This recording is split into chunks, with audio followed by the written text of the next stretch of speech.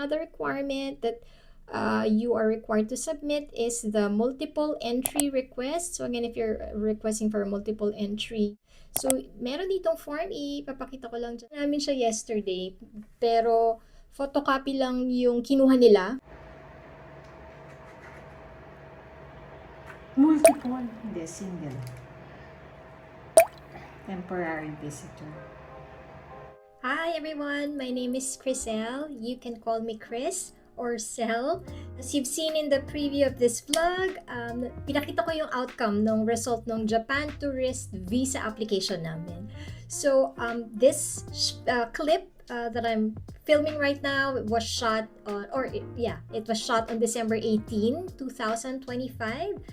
It was the day after we submitted our requirements sa VFS Global in Makati. So sila yung authorized center na mag-process ng mga visa applications to those who want to travel to Japan for tourism purposes. So, FYI, tatlo kaming nag-apply. Yung husband ko, who is the head of the family, he is currently unemployed, kaya wala siyang COE, wala ding ITR. Tapos, ako yung pangalawa, I'm a freelancer. I am not currently employed locally in the Philippines, but I work remotely for an American-based company. I work at night, so night shift yung aking work. And then third would be yung daughter namin, who is currently a college student. So, yun yung kaming tatlo na nag-apply at nagpasa ng requirements kahapon. We are so relieved kasi wala silang hiningi sa aming additional requirements or wala kaming mga missing documents sa mga sinapply namin. So, it's such a rewarding feeling na mag-walk out ka, aalis ka dun sa visa appointment na yun nga, wala kang extra document na hiningi or ni-require or nakulang. So, masarap lang sa pakiramdam na lahat ng pagre-research, lahat ng efforts namin sa pagkakumpleto ng documents, lahat okay naman. And hopefully, okay din yung result. Which at this point, hindi ko pa alam because again, this was filmed a day after we submitted our documents. So, in this video, I will share the documents that we submitted considering my husband, again, is unemployed, walang COE and walang ITR. I will also share the requirements na kailangan i-submit for applying for Japan tourist visa. I will also share our experience from the time we booked an appointment up to the time na nalaman namin yung result and nakuha namin yung passport. So for context, this is actually our second time applying for a Japan tourist visa. But for this next planned trip, which is going to be next month, January 20 to 26, the difference is, ayun nga, si husband is wala siyang COE this time, wala siyang ITR. During our first trip to Japan, so nakapagpasa siya ng kumpletong requirements because employed pa siya at the time that we submitted our requirements. Kompleto yung mga napasa niyang requirements, yung mga crucial requirements na yun. So, to be honest, by the way, bear with me because I have my código in front of me. I want to make sure that I'm not missing anything dito sa video. So I do have a sheet in front of me or my computer so that I can, complete. Wala akong ma-miss out. So to be honest, I didn't plan on doing this kind of vlog. If you've seen some of the videos or vlogs that we've shared previously, we seldom, although we are a travel and exploration video, we explore local destinations, and then ito na nga, we are going to document also our international travels. Kung mapapansin nyo, we focus on just the visuals. You will seldom see us talk in front of the camera because again, we wanna focus on showcasing the beauty of the destinations that we're visiting. That's why you seldom see us show up in front of in our vlogs, no. So the reason why we chose VFS Global, by the way, was because starting April 7 this year, so April 7 of 2025, the Japan Embassy transitioned to choosing or using the JVACs, Japan Visa Application Centers, that are which are operated by VFS Global. So that means that while basically sila yung official partner. So while you can still use mga travel agencies, they will also submit yung mga requirements nyo sa VFS Global din. So kami, by choosing yung official partner, kumbaga parang naka-direct processing.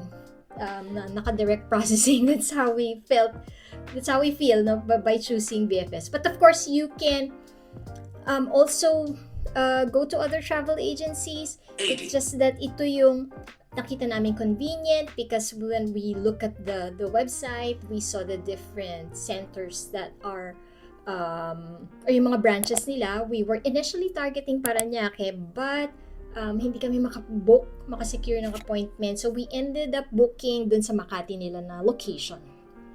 So yun nga, nabanggit ko that I didn't really intend to create this kind of informational vlog about the visa application process. But when we were there yesterday dun sa VFS Global, may nakasabay kaming isang babae na nagsasubmit din ng requirements niya. So while the front desk agent was screening yung mga requirements namin, nagkasabay kami, but different agents were screening our documents, ano. So yung nasubmit niyang requirement kulang, so wala siyang COE, and then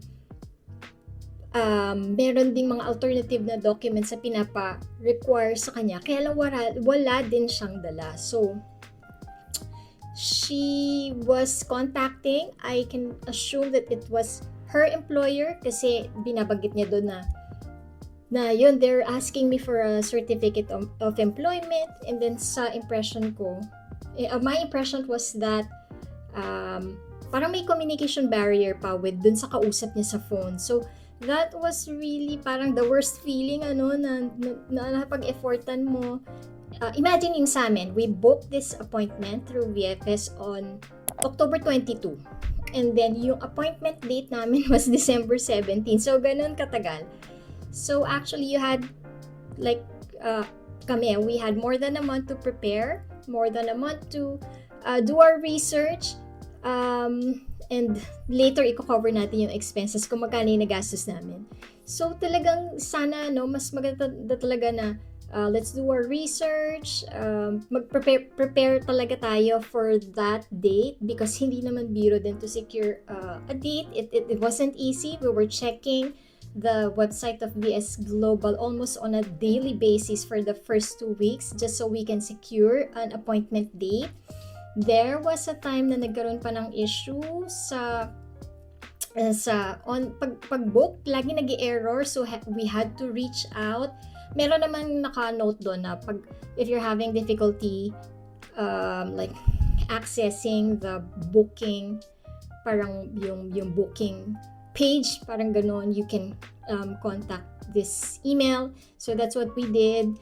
Nag-provide nga rin kami ng screenshots, and then may sinuggest naman silang mga dapat gawin, like i-clear yung cache sa website, use an alternative browser, tapos wag muna siyang gamitin, wag muna mag-login for 24 hours, tapos i-try ulit mag-login, tapos pagka successful na, then yun, try to book. But there are really times na mahirap makahanap ng available slots. So it's really an effort, no?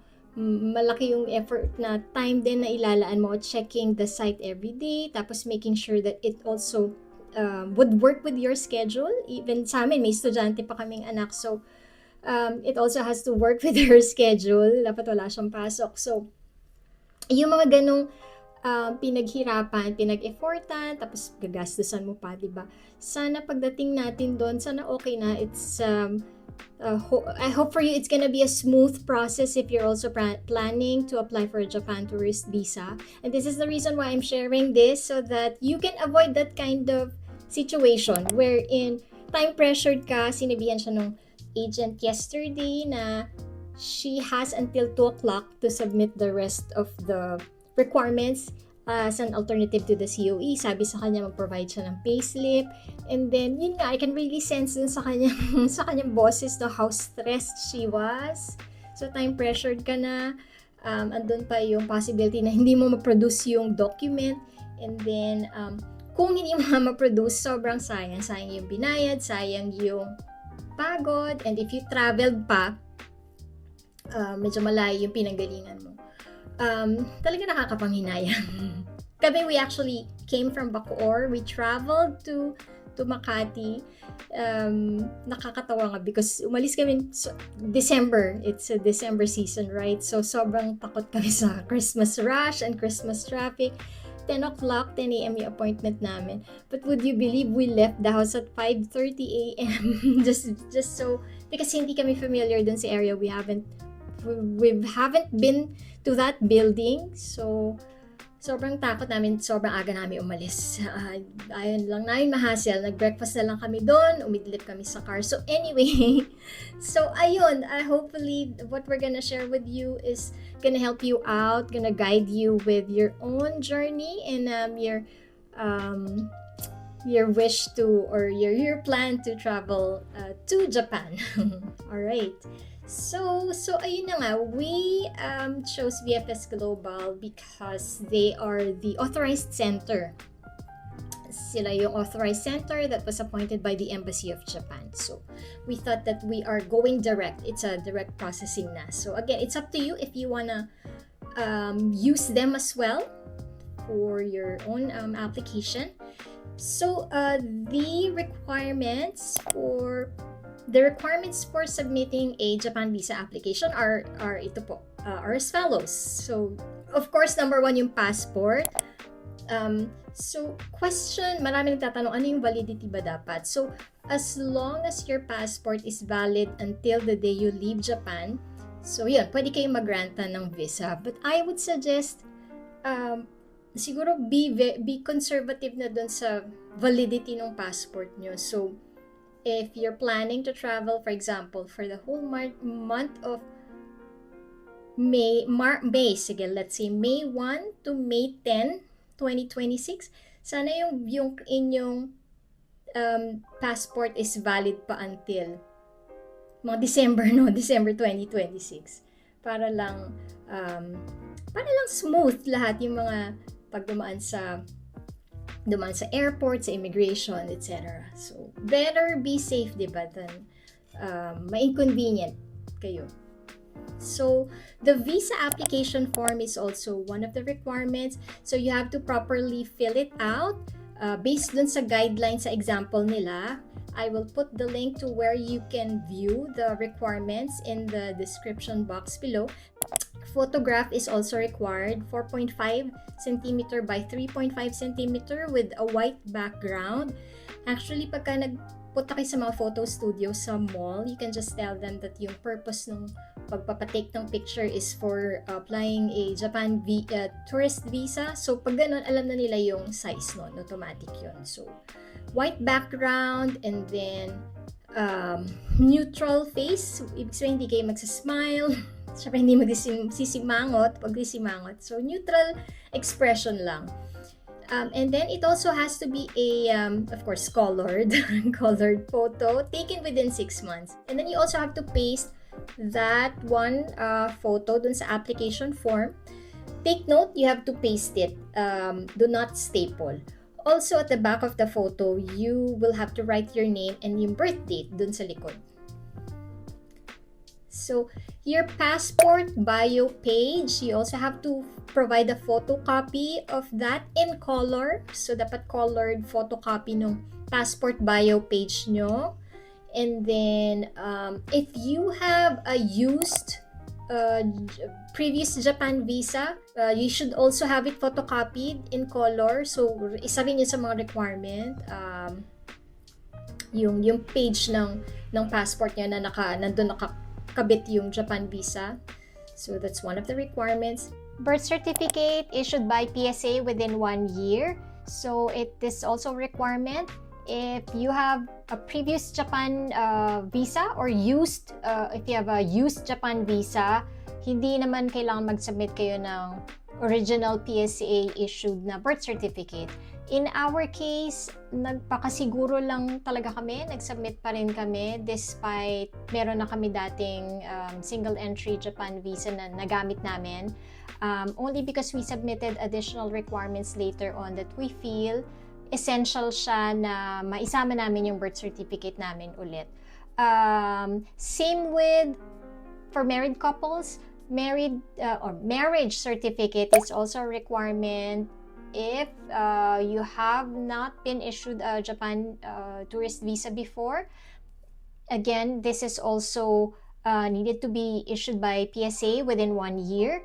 And if you have a used Japan visa already, hindi naman siya necessary. In our case, sinubmit pa rin namin siya. Yung original mismo na PSA issued na birth certificate. Actually, lahat ng birth certificate namin tatlo, nag-request talaga kami after namin makakonfirm ng appointment online sa VFS Global. So, nag-book kami agad nag-request ako agad ng mga birth certificate. Nag-request kami agad ng birth certificates namin. So that, maano naman siya within less than a week or maximum 1 week, darating na siya agad. I will include the links of the PSA link where you can request for a birth certificate, PSA issued certificate dun sa description box below para wala nang hassle. You can, later on, after you finish the vlog, you can request for a PSA birth certificate. Tapos, your itinerary in Japan. So, there's also a link, in the description box, yung link ng VFS Global. There's an area there, kasama yun dun sa mga downloadable forms. You can fill it out. I will also share a link of our itinerary that we submitted. So at least you can use it. And then, bank certificate should show the average daily balance in the last 6 months. So, kung wala ito dun sa document nyo na hihingin sa bangko, make sure mag-request din kayo ng bank statement. In our case, actually, kami bukod dun sa bank certificate, nag-request pa kami ng bank statement, but they ended up not getting our bank statements. Kasi yung bank certificate namin, nakashow naman dun yung average daily balance namin in the last 6 months. It was also indicated there yung pinakang balance, yung balance, yung laman nung account namin. So, kami hubby, we submitted kanya-kanya naming bank accounts, and then we also have a joint account, a joint dollar account, sinama na rin namin siya. Yung bank statement, kailangan lang siya if hindi nakikita dun sa bank certificate nyo yung average daily balance in the last 6 months. You can request from the bank to make sure that they include this in the bank certificate para ma-make sure nila nakasama yun dun sa information na nakalagay dun sa certificate na bibigay nila. It has to be issued within the last 3 months. Also, it can be a savings or current account. And original copy to dapat with the bank's dry signature. Also, you probably are thinking, how much ba dapat yung laman ng bank account ko? Wala namang official government website na nag-state kung magkano dapat yung laman ng bank account when you're applying for a tourist visa. But most seasoned travelers and travel agencies, they are suggesting a safe zone of at least 10,000 a day per day of stay. And so, ibig sabihin nito, if you're staying, for example, for 5 days in Japan, so kung 10,000 per day yung parang sinasabi na safe zone, so 10,000 times 5 days, so that's 50,000.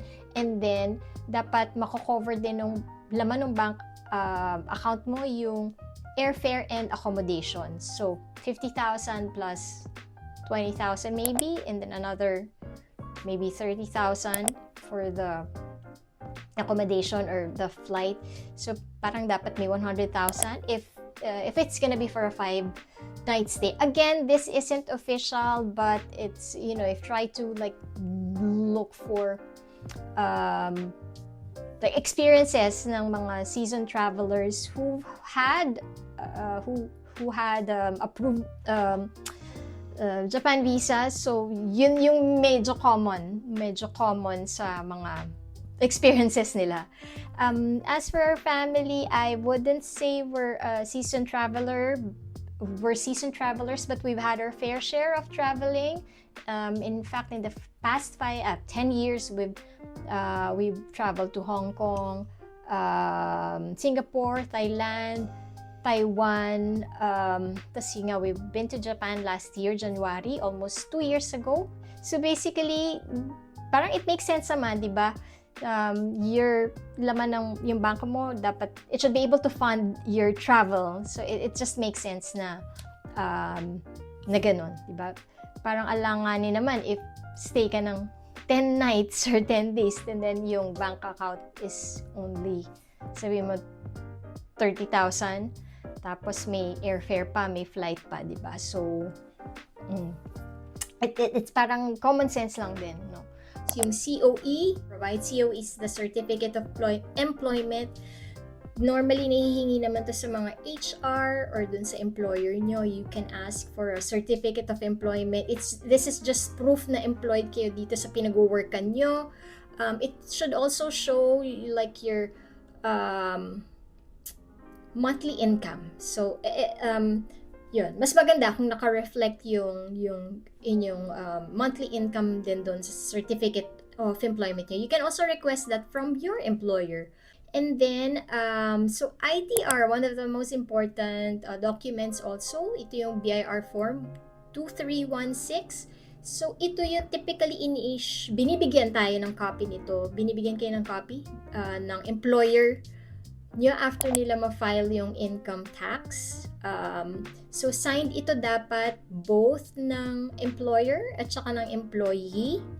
And then, for business owners, na wala namang ITR ng employer nila because they are the employer themselves.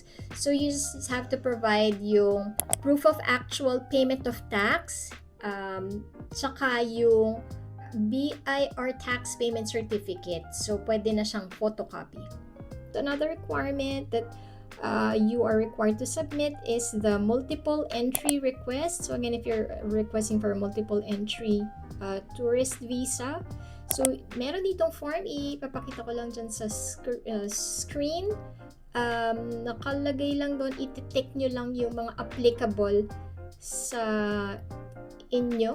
Ito yung if you are a frequent traveler to Japan, maybe ito applicable to dun sa mga dati nang nakapag-travel, di ba? And then if you're regularly employed, so may mga boxes doon. So tick one that applies to you. If you're a cultural or intellectual figure, if you're a spouse or child of a Japanese in the Philippines who has a long-term visa.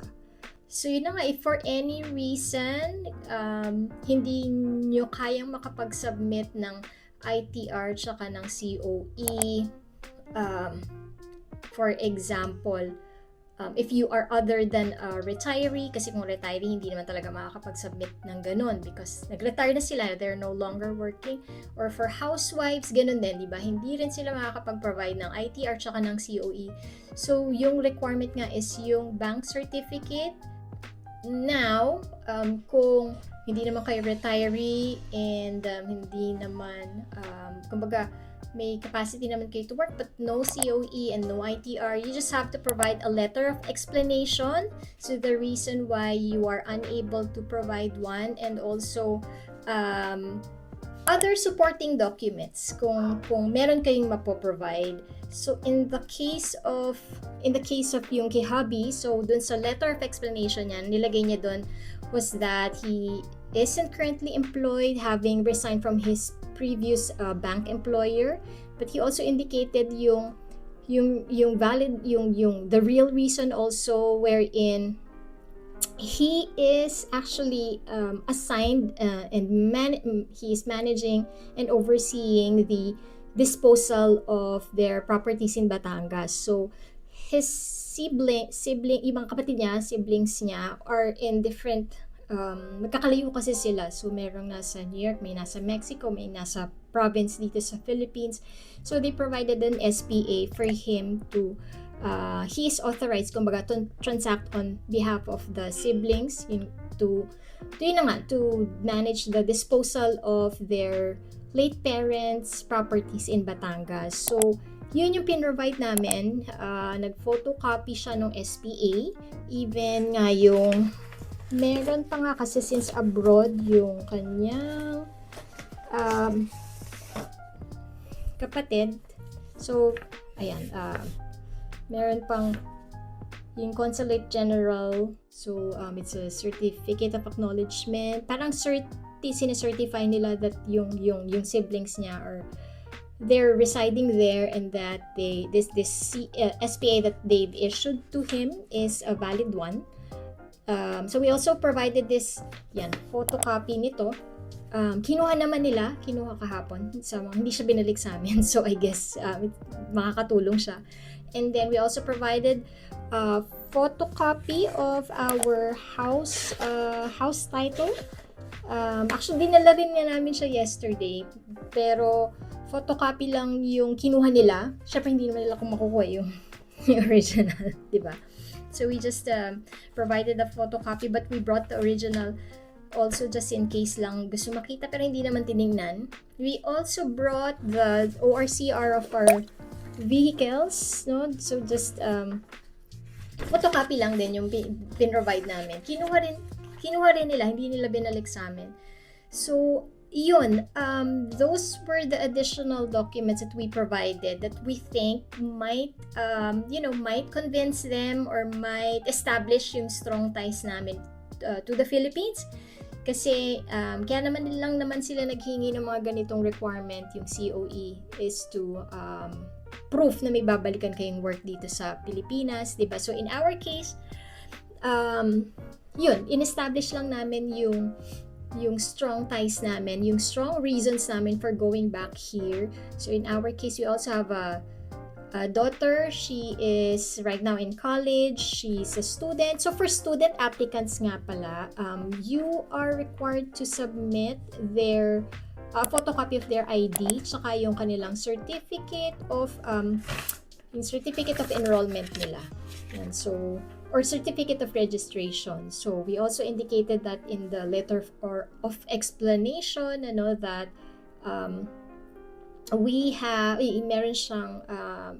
meron kaming family dito that we need to we have a stable family life here. The earliest that you can apply would be 90 days. So for example, yung target travel date nyo is, for example lang, June 1 to 7.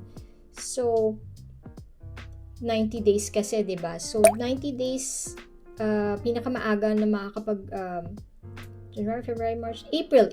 So that would be April 1. No? So kung April 1, so tama, yun yung 90 days before. So ito yung rule daw. You cannot apply more than 3 months or more than 90 days before your intended entry date into Japan. Why? Kasi yung single entry to Japan is valid only within 30 days. So if it's valid for 3 months from the date it is issued. So if you apply ng sobrang maaga, for example, nag-apply kayo ng December ngayon, tapos ang planned travel date nyo is January 1, and then lumabas yung visa nyo, yung Japan visa nyo ng, for example lang, January 1, So, validity nun is for 3 months lang, di ba? So, it's gonna be valid. The visa is valid only from January 1 until March 30. So, kung magta-travel ka ng June 1, hindi na siya aabot, di ba? So, you have to time it so that yung validity ng Japan visa is makakover yung inyong travel dates, di ba? Yan. And then, so the fees that we paid, again, this is just based on our experience, based on our own case. So the VFS service fee, it's 520 pesos. Actually, I still have the receipt that they gave us yesterday. 520 pesos VFS service fee. And then, because hindi regular slot yung nabook namin for the appointment, medyo napamahal siya. Yung napili namin kasi wala na kaming mahanap na regular slot eh. Yung nakuha namin premium lounge, may premium lounge access, so that meron siyang additional 2,200 pesos on top of the 520. So lumalabas it's 2,720 pesos each. So times 3 kami, so 8,120 pesos yung total na binayaran namin. So we paid for this amount on October 22, nung mismong date na nag-book kami. Nung na-select namin yung date na December 17. We were actually opting for an earlier date, but talaga mahirap makasecure talaga ng appointment date. We had to, siguro for 2 weeks before nung October 22, everyday chine-check namin yung website ng VFS Global. Palagi kasing walang slot na available, palaging wala kang makiklik, as in ganun siya. So we would wake up, check the website very early in the morning, mga 5 a.m. pa lang, daily ino-open na namin yung website nila. Meron pa ng time na nagbayad kami ng GCash, hindi siya nag-go through. December 10 ata yun, I remember. So we had to, because nga hindi siya naging successful yung unang payment namin, so we had to, alam mo yun, go through the entire process again, fill out yung mga kailangan i-fill out dun sa website, and then select a date. So pag nakita niyo yung mga dates nila, meron kayong masaselect ng mga option, mga slots, merong regular slots. Ito yung mas mura. If I'm not mistaken, if I recall it, nasa mga 1.5 per person lang siya. So, ang laki ng difference, no? So, parang more than half yung binayaran namin. So, yung premium lounge access namin was, so, ang difference niya was we had access to their premium lounge, where there are refreshments, may bottled water, may Nespresso coffee, may mga chilled juices. So, all of those are free. Tapos, medyo chill yung area na yun. Kaya lang you'll be staying there for less than 30 minutes lang din. So, if you can book the regular slot, mas maganda. However, I think yung premium lounge access, hindi I think, but ito yung confirmed. Kasama na niya yung nako-cover na yung fees ng LBC or pagpa-courier ng hindi nag-focus. Pa-courier ng passport sa inyo. You can opt to pick it up or have it couriered in our case, because kasama naman na daw dun sa binayaran namin premium lounge access yung pagpapa-LBC ng passport. So yun na lang yung pinili namin. And then so we were told that the processing time would take 7 working days. So syempre excluding yung mga holidays doon, yung mga walang pasok, weekends, Christmas. This is Christmas season pa naman. So yan. So plus the courier, so mag-aalat daw ng mga 3 days pa on top of the 7 days. So parang 10 working days siya, no? So, ayun, since January 20 pa naman yung travel dates namin, and then yesterday is only December 17, mukhang papasok naman siya, hopefully, di ba? And also, we also provided nga pala yung aming mga booked airfare, even yung hotel reservations namin, pinrovide din namin, pero yung binalik sa amin, Ano sabi niya? Yeah, binalik daw. Although hindi ko makita ngayon dito yung document. Hindi naman daw kinuha yung yung airfare namin. So, unnecessary siya. Hindi siya kailangan. Yung sa amin pala, the airfare that we booked, kumbaga nag-book na kami pala ng flight kahit hindi pa na-approve yung visa namin. We booked October ata, first week of October. And then, parang if ever na lang, worst comes to worst, if hindi ma-approve, i-rebook na lang namin siya. So, it's up to you guys. It's up to you if you wanna take risks, no, na mag-book ng flight even without an approved travel visa yet, Japan visa. It's completely up to you. Siguro sa hotels, choose your hotels na lang. When reserving a hotel, make sure it's the ones with free cancellation at a certain date, so that in case alam niyo yun, in case magka-problema or hindi matuloy, kailangan nyo i-postpone, at least pwede nyo i-cancel pa yung hotel reservation nyo. Sa airfare naman, alam ko kasi pag yung mga sale, di ba, hindi na malaki na yung fee pag i-rebook nyo. So you really have to take the risks na lang. Well, I hope you get a multiple entry visa, Japan visa, and kung magkaroon ka na ng approved Japan visa for tourism, I hope you can use our code CandyPackKlook when you book hotels or activities in Klook, so that you can so that you can enjoy up to 5% discount on your stay or activities or even transportation. So yan, CandyPackKlook. And then, if you are booking through Agoda, you can also use our Agoda code, which is CandyPK Agoda. So there you have it. I hope this guide will help you out with your own journey and your intent to travel to Japan. Have fun, enjoy, and just enjoy the process. Also, I highly recommend that you do not rely